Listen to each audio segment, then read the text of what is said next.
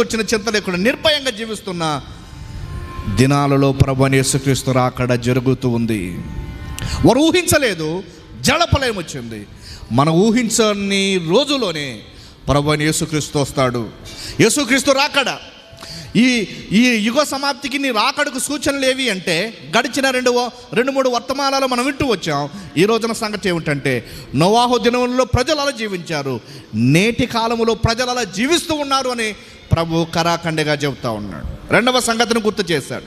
రెండవ సంగతి ఏమిటి అంటే 28వ వచనంలో లోతు దినాలను గుర్తు చేశాడు. మొదటిగా ఎవరిని గుర్తు చేశాడు? నోవాహు దినాలలో గుర్తు చేశాడు.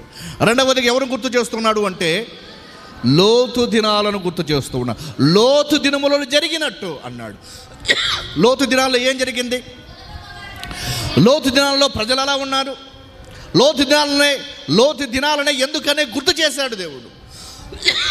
దావీదు దినాల్లోనే, దానియేలు దినాల్లోనే ఇలా అని భక్తుల పేర్లు చెప్పడానికి ప్రభువైన యేసుక్రీస్తు ఇష్టపడలేదు.